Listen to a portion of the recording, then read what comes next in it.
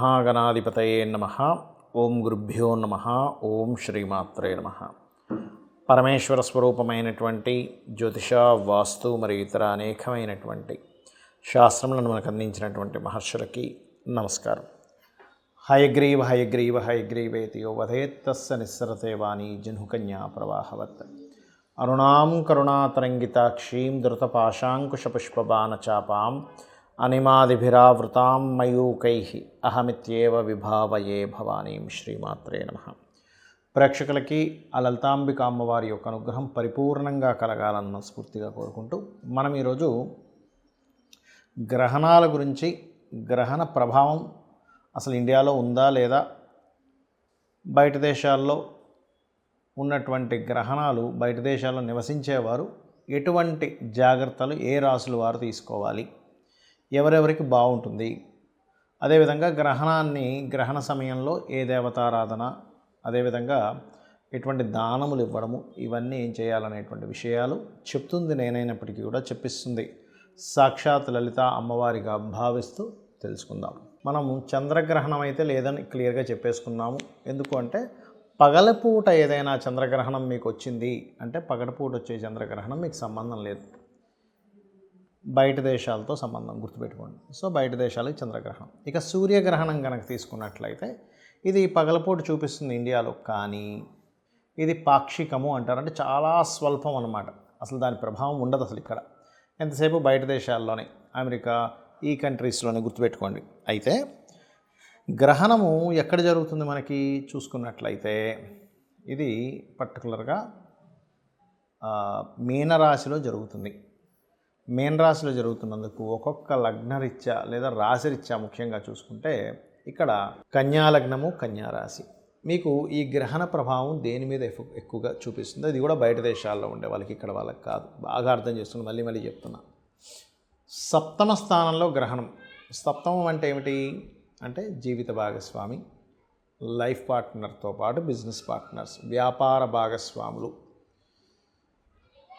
సప్తమ స్థానంలో ఎప్పుడైతే ఈ గ్రహణం ఉంటుందో ఇక్కడ ఏదైనా మనం ఒక వ్యాపారం చేసేటప్పుడు వాళ్ళ మూలంగా, అంటే మీ యొక్క భాగస్వాముల మూలంగా రాంగ్ స్టెప్ పడుతుంది. ఇక్కడ మీరు వాళ్ళ మీద కొన్ని బాధ్యతలు వదిలేయడం, వారు సరే చూసుకుందాంలే అంటే ఒక్కోసారి ఏమవుతుందంటే నెగ్లిజెన్సీ జరుగుతుంటాయి కొన్ని వ్యాపారాల్లో. సరైన నిర్ణయాన్ని సరైన సమయంలో తీసుకోరు. ఇలాంటప్పుడు ఏమవుతుంటుందంటే ఇబ్బంది అనేటువంటిది జరుగుతూ ఉంటుంది, గుర్తుపెట్టుకోండి. కాబట్టి ఈ యొక్క గ్రహణ ప్రభావం ఏదైతే ఉందో, ఈ గ్రహణ ప్రభావం వల్ల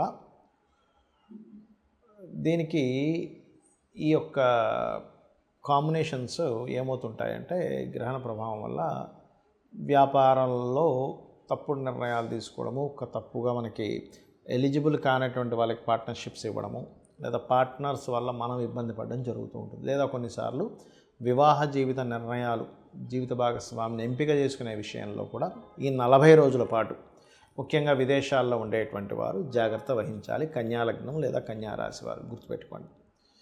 మరి ఆల్రెడీ ఒప్పేసుకున్నామండి, వివాహం కూడా ఈ మధ్యనే, అంటే ఏమిటి మార్చి 29 నుంచి ఒక 40 రోజుల వ్యవధిలోనే మేము అనేసుకున్నాము. ఇప్పుడు ఎలాగా కొంతమందికి తెలియదుగా, మరి అయ్యో ఇదేమిటి సప్తమంలో గ్రహణం పడుతుందా, లగ్నంలో గ్రహణం పడుతుందా. ఎందుకంటే లగ్న సప్తమాల్లో గ్రహణం కన్యారాశి వారికి, అలాగే మీన రాశి వారికి కూడా.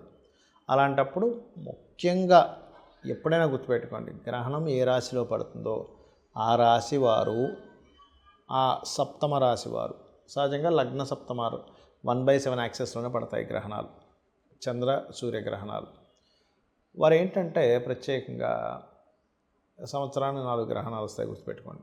వారు ఎట్టి పరిస్థితుల్లో కూడా ఆ సమయంలో వివాహం అనేటువంటిది జోలికి వెళ్ళకూడదు. ఈసారి కన్యవారికి వస్తుంది కాబట్టి వీలైనంత మటుకు అవాయిడ్ చేయండి. ఇంక కుదరలేదు అనుకునేటువంటి వారు కాస్త చండీ పారాయణము, దాన్ని దుర్గా సప్తశతి అంటారు, దుర్గా సప్తశతి పారాయణం, అవి చేయండి. అన్ని విధాలా మీకు బాగుంటుంది.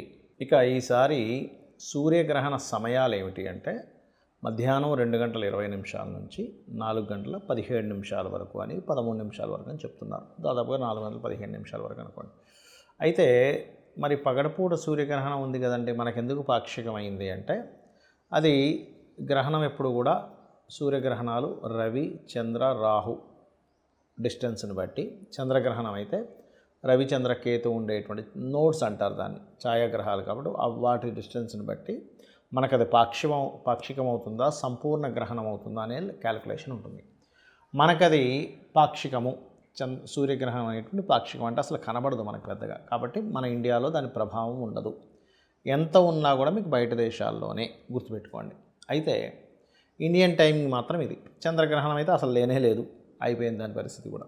ఇక సూర్యగ్రహణ సమయంలో మరి ఇక్కడ ఇండియాలో ఉన్న వాళ్ళు ఇల్లు శుభ్రపరచుకోవడము, అదేవిధంగా గర్భిణీ స్త్రీలు కాస్త రెస్ట్ తీసుకొని పడుకోవడము, ఇట్లాంటివి ఏమైనా ఉంటాయా? ఫుడ్ తినేటువంటి విషయంలో చూడండి, మనకి గ్రహణం ముందుంది అనగానే ఒక 4-5 గంటలు 8 గంటల ముందే కూడా తినేస్తారు కొంతమంది, మినిమం 4 గంటల ముందు కూడా తినేవాళ్ళు ఉంటారు. ఇటువంటివి ఏమైనా పాటించాలా అంటే ఎప్పుడైనా గుర్తుపెట్టుకోండి, ఇక్కడ లేనప్పుడు మీరు కంగారు పడాల్సిన అవసరం లేదు ఈ విషయాల్లో. అదేవిధంగా ఇక్కడ గుళ్ళు కూడా మనం ఏం ముయ్యము. సహజంగా కూడా ఇంట్లో మనకి గ్రహణ సమయంలో ఏం చేస్తాము, ఆ దేవతా మందిరంలో ఉన్నటువంటి వాటి అన్నింటినీ తీసుకొని చక్కగా కడుక్కొని మళ్ళీ పెట్టుకుంటాం. మీరు కామన్గా మీరు చక్కగా శుభ్రంగా ఉండాలనేటువంటి భావనతో తీసి వాటిని శుభ్రపరచుకోవాలంటే పరచుకోండి. కానీ గ్రహణ ప్రభావం వల్ల మాత్రం ఏమీ లేదు, ఇక్కడ గుర్తుపెట్టుకోండి. మరి ఈ గ్రహణ సమయంలో మంత్ర సాధన చేయవచ్చా? ఎందుకంటే మనకి లేకపోయినా ఆకాశంలో ఆ గ్రహాల యొక్క అలైన్మెంట్ ఉంది కదా అంటే ఖచ్చితంగా చేసుకోవచ్చు. మనకి దుష్ప్రభావం పడదు, కానీ ఆ సమయంలో మీరు చేసేటువంటి సాధన ఏదైతే ఉంటుందో దాని మూలంగా మీకు బలం అయితే ఖచ్చితంగా వస్తుంది. ఎందుకంటే గ్రహణం లేకపోయినా సరే మీరు మంత్రం చేసుకుంటే ప్రభావం ఉంటుంది కదా, గ్రహంతోనే సంబంధం లేదు కదా. కాకపోతే ఆకాశంలో వేరే దేశంలో ఉండే, ఎప్పుడైతే మనకి ఇప్పుడు అమెరికా, ఆఫ్రికా ఈ కంట్రీస్లో ఉన్నాయని చెప్పుకున్నాం, అయితే ఈ కంట్రీస్లో ఉండే వాళ్ళ సాధనకి ఇంకా ఎక్కువ ప్రభావం ఉంటుంది. వాళ్ళకి గ్రహణ ప్రభావం ఉంటుంది, సాధన చేసేందుకు ప్రభావం ఎక్కువగా ఉంటుంది. కాబట్టి ఈ సమయంలో కనుక ఎవరైనా సరే గుర్తుపెట్టుకోండి, ఉద్యోగం కోసం బాగా ఇబ్బంది పడుతున్నామండి అని అనుకునేటువంటి వారు లలితా సహస్రనామాల్లో నామాలైనా చేసుకోవచ్చు. అంటే ఏమిటి? ఓం శ్రీమాత శ్రీ మహారాజ్ఞి శ్రీమత్ సింహాసనేశ్వర్యే నమః, లేదా ఓం మాణిక్య మకుటాకార జానుద్వయ విరాజితాయే నమః, ఇలా చేసుకోవచ్చు. లేదా అప్పులు అపర్ణాయే నమః, లేదండి మేము విష్ణువుని ఎక్కువగా ఆరాధిస్తాము, ఓం నమో నారాయణాయ. కొంతమందికి ఎక్కువ బాధ ఉంటుంది, ఎప్పుడు ఏదో ఒక దిగులు ఉంటుంది, అటువంటి వారు ఓం మధుసూదనాయ నమః అనే నామం అద్భుతంగా పనిచేస్తుందండి. మీరు చూడొచ్చు, ఒక్క 10 నిమిషాలు ఓం మధుసూదనాయ నమః ఓం మధుసూదనాయ నమః అనుకుంటూ ఉంటే తెలియకుండానే మీ లోపల నుంచి ఏదో తెలియని ఒక ఇది పోయినట్టుగా అనిపిస్తుంది. అదేవిధంగా కొంతమందికి భయం ఉంటుంది, అలాంటప్పుడు లలితా సహస్రనామాల్లో ఓం కనకాంగద కేయూర కమనీయ భుజాన్వితాయే నమః, ఖచ్చితంగా మీకు ఆ భయం, భీతి ఏదో అయిపోతుందేమో అనేటువంటి ఒక భ్రాంతి నుంచి బయటపడతారు. అయితే మనం గతంలో ఆల్రెడీ చెప్పుకున్నాం, ఏమండి ఈ గ్రహణాలు పట్టబోతున్నాయి, బుధుడు నీచబడుతున్నాడు, షేర్ మార్కెట్లో భయంకరంగా కుప్పకూలబోతుంది అని ఎప్పుడు ఒక 15-20 రోజుల క్రితమే చెప్పుకున్నాం. ఈ మధ్యకాలంలో కూడా దాని యొక్క ప్రభావం మీరు అందరూ చూశారు. కాబట్టి దీని యొక్క ప్రభావం ఇంకా ఫ్యూచర్లో ఉంది, కాబట్టి ఇంకా జాగ్రత్తగా ఉండండి షేర్ మార్కెట్ విషయంలో. బికాజ్ ఇక్కడ అది కూడా విదేశీ సంబంధించినవి, ఇక్కడ కాదు, బయట దేశానికి సంబంధించిన వాటిలో ఎక్కువగా ఉంటుంది. ఫ్రాడ్స్ ఎక్కువగా జరుగుతాయి ఈ గ్రహణ ప్రభావాల వల్ల. నీటికి జల సంబంధించిన ఇవి ఎక్కువగా జరుగుతుంటాయి. ప్రళయాలు అంటూ ఉంటారు. బాగా ఎండపడుతూ ఉంటే సడన్గా వర్షాలు పడుతూ ఉంటాయి కొన్ని ప్రాంతాల్లో. సుడిగుండాలు లాంటివి ఇట్లాంటివి ఎక్కువగా లేస్తుంటాయి వాటర్లో కానీ గాలిలో కానీ. ఎందుకంటే వాయువులో ఒక రకమైన సుడిగుండాలు లాంటివి లేవడం, దాని ద్వారా కొంతమంది ఇబ్బంది పడడం, ఇట్లాంటివి ఎక్కువగా ఉంటాయి. అయితే గ్రహణం అయిపోయిన తర్వాత ఏ రాసుల వారికైతే మనం చెప్పుకున్నామో గ్రహణ ప్రభావం ఎక్కువగా ఉంటుందని, అందులో ముఖ్యంగా ఏ రాసుల వాళ్ళు ఎక్కువగా దానంగా ఇవ్వాలంటే మీనము, మేషము, కుంభము, కర్కాటకము, వృశ్చిక రాశి వారు. అది కూడా బయట దేశాల్లో ఉండేవారు, ఇండియాలో ఉండే వాళ్ళకి ఏమీ ఇబ్బంది లేదు. మీరు కామన్గా మీరు దానం ఇచ్చుకుంటా అంటే ఇచ్చుకోండి, కానీ ఇండియాలో ఉండే వాళ్ళకి ప్రభావం లేదు. సో ఇండియాలో ఉండేవాళ్ళు మేము దానం ఇవ్వాలేమో, అయ్యో ఇవ్వలేకపోతున్నానేమో, మేము ఇవ్వకపోతే ఏదో జరుగుతుందేమో అని చెప్పి భయపడకండి. గ్రహణం అనేటువంటిది ఒక యోగము, గుర్తుపెట్టుకోండి. సాధన చేసుకోవడానికి, మీ యొక్క శక్తిని పెంచుకోవడానికి ఒక గొప్ప యోగము అనేటువంటి దాన్ని గుర్తు ఎరగండి. అలాగే ఏమి ఇవ్వాలి దానము? మినుములు, గోధుమలు, బియ్యము దానంగా ఇవ్వండి. అలాగే మరొక విషయం ఏంటంటే ఇక్కడ వీటితో పాటు మీరు నువ్వులు కూడా దానం ఇవ్వచ్చు. సూర్య ప్రతిమ, చంద్ర ప్రతిమ, ఒక ఇత్తడి గిన్నెలో నెయ్యి, అలాగే